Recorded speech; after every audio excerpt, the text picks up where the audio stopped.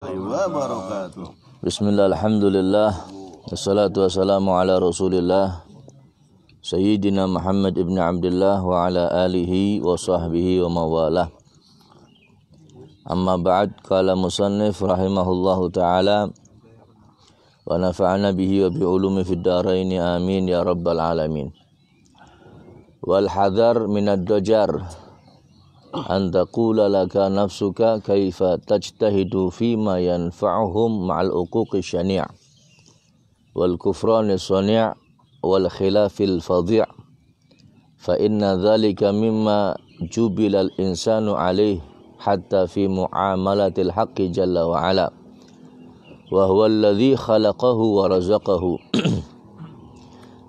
Alam tasma' ila qawlihi ta'ala Qutilal insanu ma akfarah wa qawlihi ta'ala innal insana lirabbihi lakanud wa tadabbar wa tafaham ma qad ibtuliya bil anbiya min inkari adba'ihim alaihim mithlu qasasi adam ma'a banihi wa syithin ma'a qaumihi wa nuhin idh qala li qaumihi ya qaumi in kana kabura alaikum maqami wa tadhkiri bi ayatillah fa 'alallahi tawakkaltu fa ajmi'u amrakum wa syurakaakum wa hudin wa salih ma'a qaumihima wa ibrahim ma'an namrud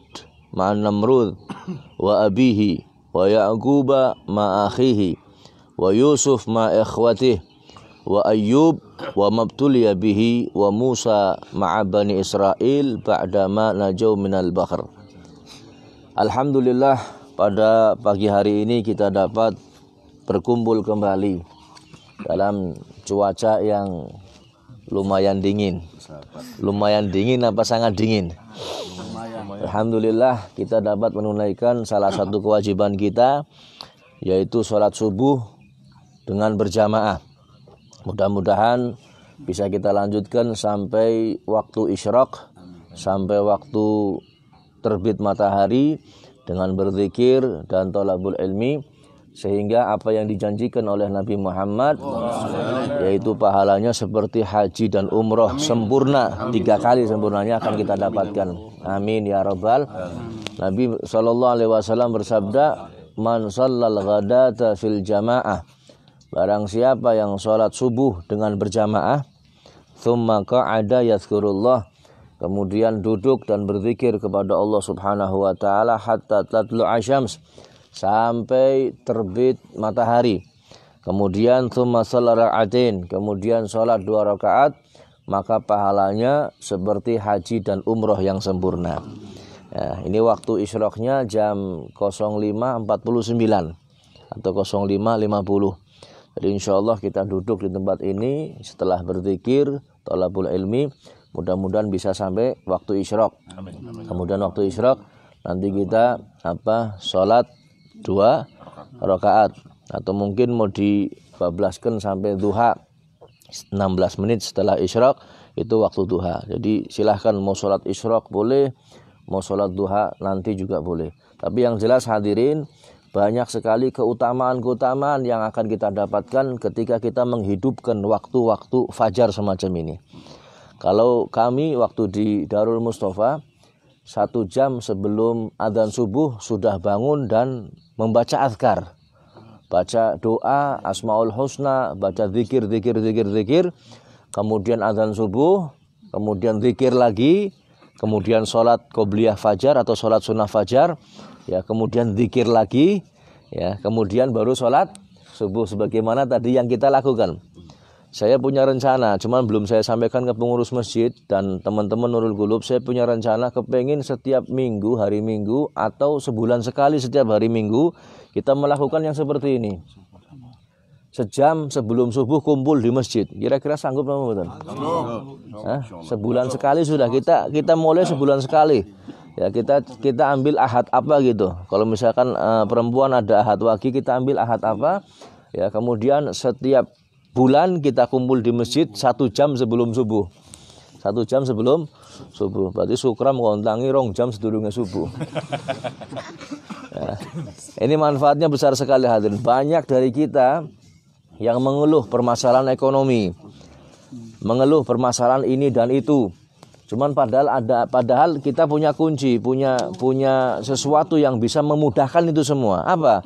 Ya kita zikir istiqomah setiap pagi seperti ini. Maka insya Allah akan mudahkan rezeki kita. Amin ya Allah. Ya. Bahkan zikir yang kita baca itu subhanallah bihamdi subhanallahal azim astagfirullah. Maka siapa yang membacanya 100 kali sebelum sholat subuh, maka tidak akan fakir.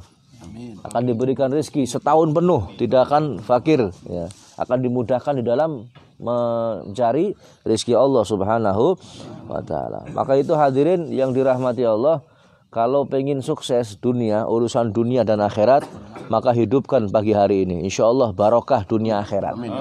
Allahumma amin ya rabbal alamin. Hadirin ikhwani rahimakumullah. Tadi kita membaca nasihat dari Habib Ali bin Hasan dalam kitab Al-Atiyah Al-Haniyah wal Wasiyah Al-Mardiyah. Ya, kemarin kita jelaskan tentang setiap kita berbuat baik yang manfaatnya untuk kaum muslimin, ini kadang-kadang banyak yang menolak. Ya, banyak yang menolak, banyak yang menghindar dari kita. Setelah menolak, ya kemudian mutung ngadoi kita orang. Ini sudah biasa. Sudah biasa. Kemudian beliau memberikan nasihat wal hadar, hati-hati. Minad dojar. Nah, dojar ini apa? Hati-hati dari perbuatan atau dari sifat bosan. Ya, bosan atau jenuh. Ya, kalau bahasa saya mutung. Ya, setelah ada orang yang menolak kita, ada orang yang ngomongi kita, ada yang ngomong gak enak kepada kita, kata beliau wal hadar minad dojar. Jangan sampai kita mutung. Jangan sampai kita bosan untuk beramal soleh. Ya. Wa antakula laka nafsuka kaifa tajtahidu fi ma yanfa'uhum ma'al uquqis sani'. Kadang-kadang hadirin, kita ini karena ada nafsu yang mengganggu kita dalam diri kita, kadang-kadang kita ngomong sama diri kita sendiri, ngapain kamu berbuat baik? Ngapain kamu jadi panitia pembangunan masjid? Ngapain kamu jadi panitia Idul Kurban? Kon wis kesel, nggak dapat apa-apa, justru kamu dimusuhi sama orang. Ngapain? Udah berhenti. Tahun depan nggak usah jadi panitia. Tahun depan nggak usah berbuat baik. Atau besok-besok nggak usah berbuat baik. Toh mereka nggak suka sama kamu. Mereka menentang kamu. Mereka membenci kamu. Mereka ini, itu, dan sebagainya. Kata beliau, wal hadar minad dojar. Hati-hati dari perbuatan yang semacam ini. Dari nafsu kita yang mengganggu kita. Jadi apapun yang terjadi hadirin, bagaimanapun respon orang kepada kita tentang perbuatan baik kita, maka sikapi dengan baik. Artinya apa? Tetap kita berbuat baik. Sekalipun banyak yang ngomong, sudah biarkan anjing menggonggong, tapi kafilah tetap selalu. Jadi panjenengan harus punya prinsip. Saya seperti ini, ada yang ngomong, itu sudah pasti sudah. Memang manusia seperti itu. Memang manusia seperti itu. Jangankan kepada kita hadirin. Jangankan kepada kita. Manusia ini melakukan penentangan, ya, penolakan itu bukan cuma sama kita.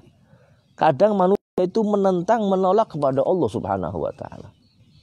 Sama Allah pun nolak. Sama Allah pun ingkar. Sama Allah pun kadang nantang, apalagi sama kita. Lagi prinsipnya seperti itu. Dan kita manusia biasa. Oh, Allah saja ditantang. Allah saja ditantang. Ya. Karena ada dalam Al-Quran tuh. Ketika kaum kafir Quraisy ngomong, ya Muhammad, coba kamu ngomong sama Allah, sama Tuhan kamu. Turunkan hujan batu dari langit. Nantang kan Gusti Allah. Ditantang Allah. Ini mereka saking kafirnya itu seperti itu hadirin. Jangankan kepada kita, sama Allah pun nantang. Dalam Al-Quran disebutkan kutilal insanu ma'akfarah, yang artinya kurang lebih binasalah manusia, alangkah amat sangat kekafirannya. Jelaskan sama Allah.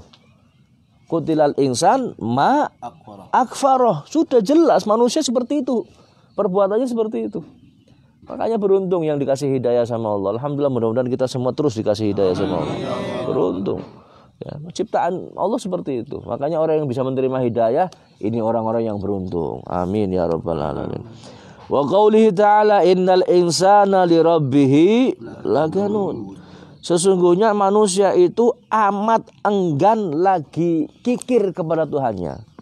Lakanut, kanut ini artinya juhud. Juhud ini apa ya? Kalau bahasa Tegal gue wangkot. Manusia itu sifatnya wangkot, keras kepala. Ya. Dia nggak mau diperintah ini, nggak mau.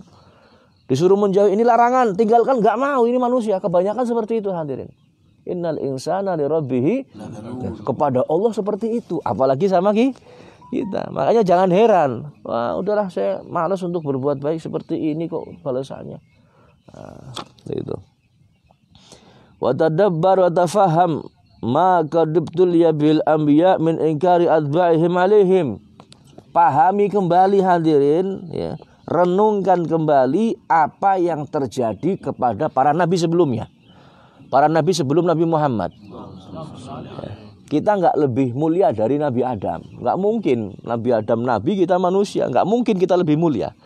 Kita nggak lebih mulia dari Nabi Nuh, dari Nabi Musa, Nabi Ibrahim, Nabi Hud, Nabi Ayub, Nabi Yusuf. Kita nggak lebih mulia hadirin. Mereka orang-orang mulia. Itu saja mereka diuji. Apa ujiannya? Ya, umat-umatnya menentang mereka. Termasuk Nabi kita Muhammad SAW. Banyak dari manusia yang menentang para nabi. Penentangannya bukan seperti kita, lebih parah lagi hadirin. Lebih parah lagi. Bayangkan Nabi Nuh alaihi salam. Dakwahnya berapa tahun? 950 tahun. Berapa pengikutnya?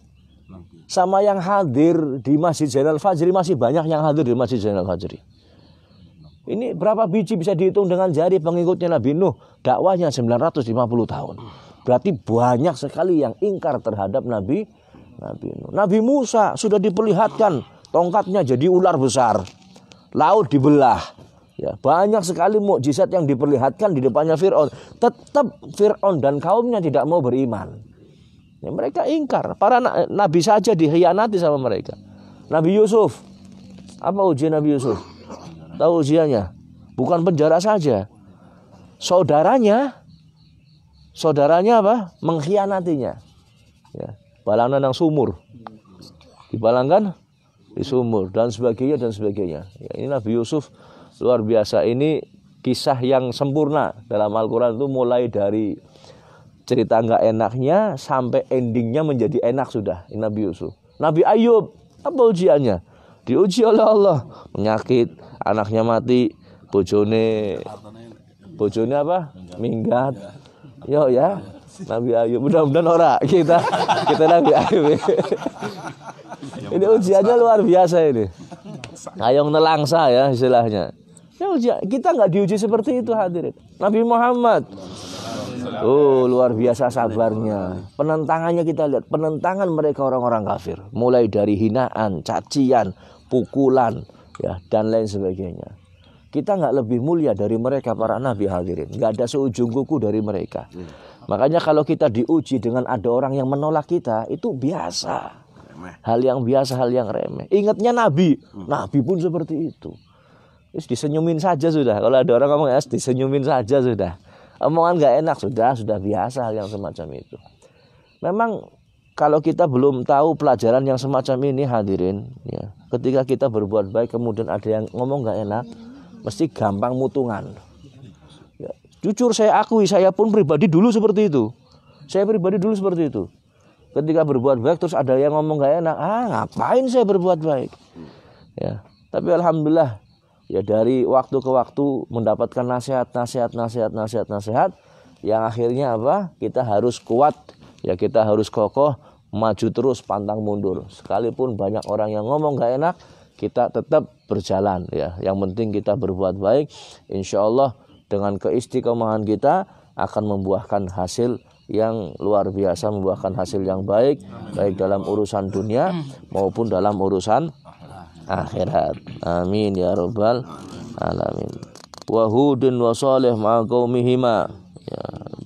Wa Ibrahim ma'an Namrud.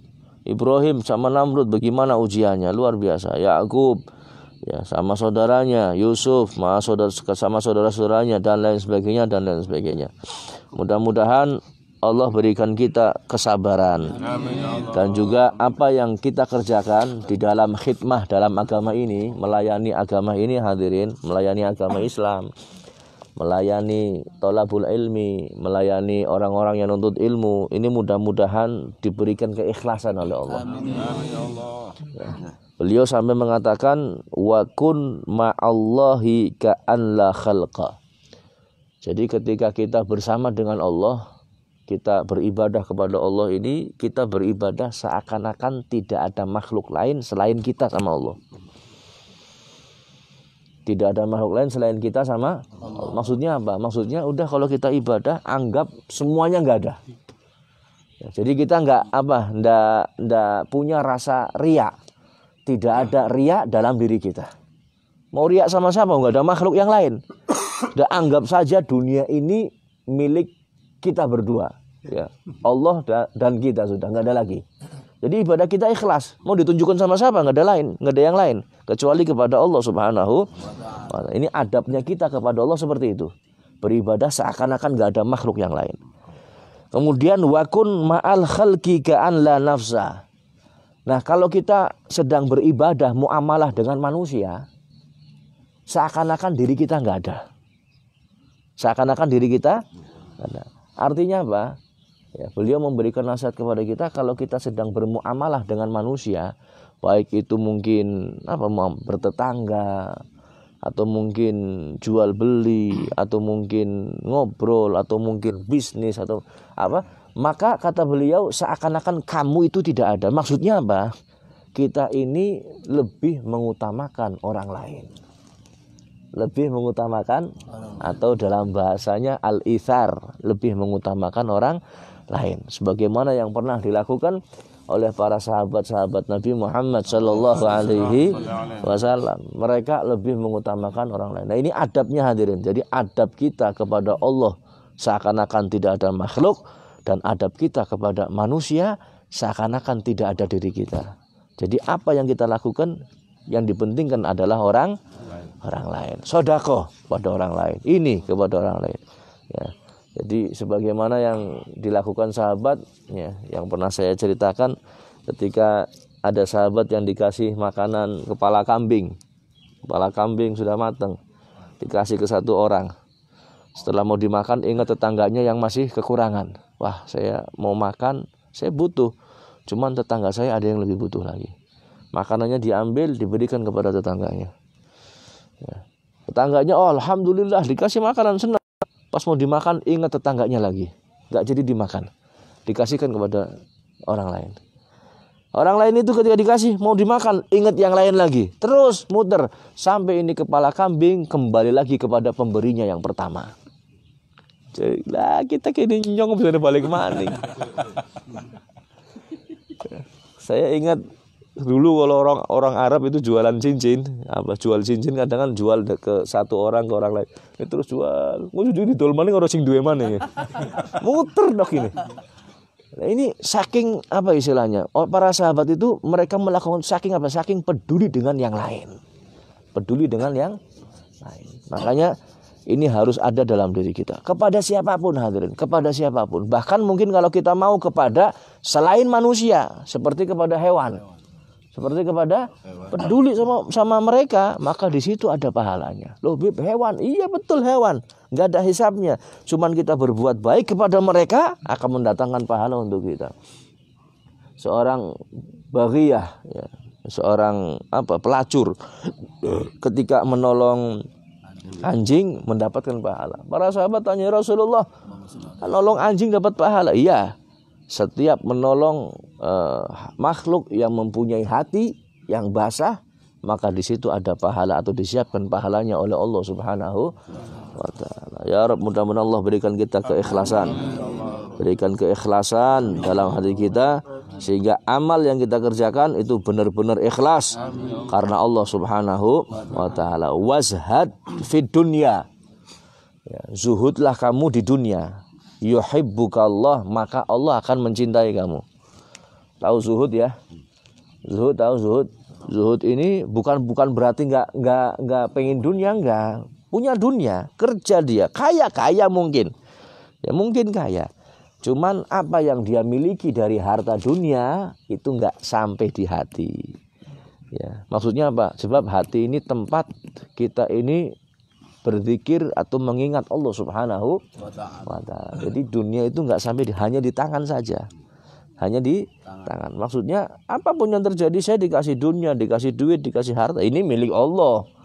Titipan Allah. Saya enggak punya apa-apa. Semuanya milik Allah Subhanahu wa taala. Maka ketika kita punya sifat zuhud semacam ini, maka Allah akan mencintai kita. Wazhad fima fi aidin nas yuhibbukan nas. Dan zuhudlah dengan apa yang ada di tangan manusia, maka kau akan dicintai manusia. Ya, Allah sudah memberikan rizki kepada hambanya ini masing-masing. Rizki ini maksum, sudah dibagi. Maksum, dibagi. Si A, si B sudah ada porsinya masing-masing. Ada yang kaya, ada yang setengah kaya, ada yang lumayan, ada yang sederhana, ada yang miskin. Sudah dibagi sama Allah. Ya.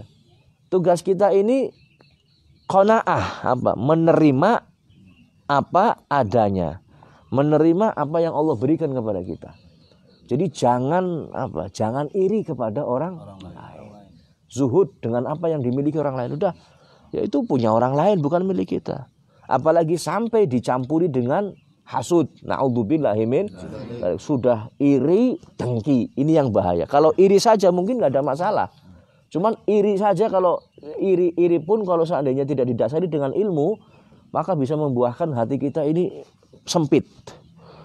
Fulan teman saya punya mobil, saya kok belum punya mobil, sempit. Kapan pikiran akhirnya itu mati tuh penyakitan itu.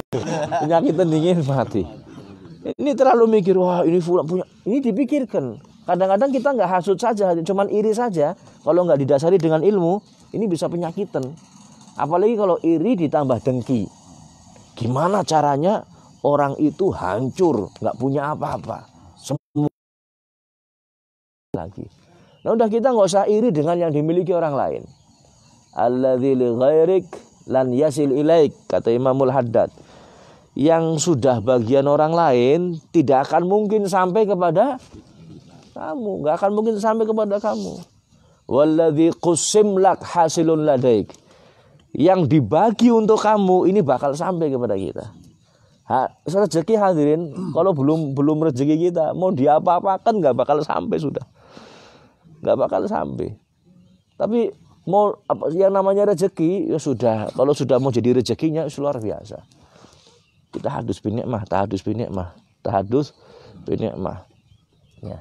Kayak kita piknik pada hari ini kan nggak disangka-sangka. Yo ya, ini rezeki dilalai. Ya, coba kalau kita rencanakan ngumpul duit, mau nabung, siapa mau ke Umbul Sidomukti, vilanya harganya misalkan 1,5 juta, kan orang bakal kiyang sudah, duit nggak mungkin sudah pakai. Sekarang waktu kumpul pon kan, itu. Nah ini rezeki yang tidak disangka-sangka, yang sampai kepada kita, sudah bagian kita ini, sudah bagian kita. Ya kayak ya ini sekedar tahadus binikmah saja. Kita orang biasa kalau diundang ceramah biasa nih, anak sing main amplop, tapi anak isinya loh, itu amplop petok. Itu amplop petok.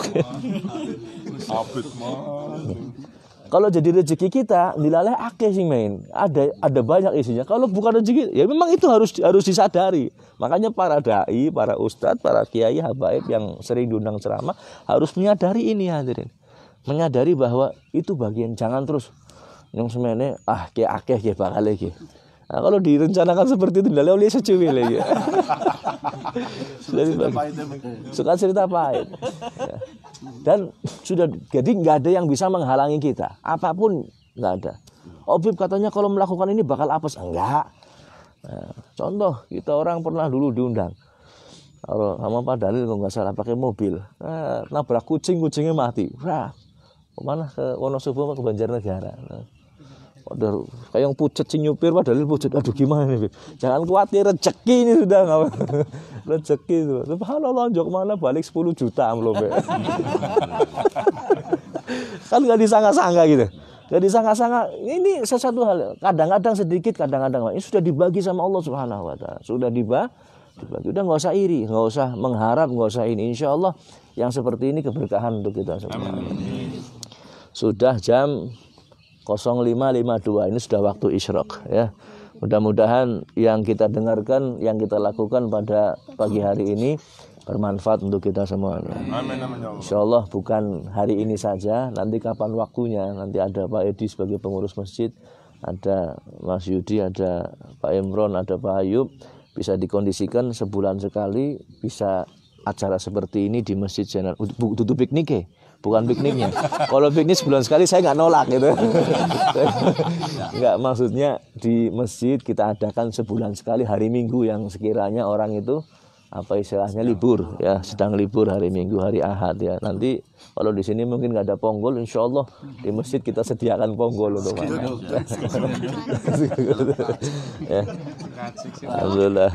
Mudah-mudahan manfaat. Hadza walafu minkum. Assalamualaikum warahmatullahi wabarakatuh. Ya Rabbana.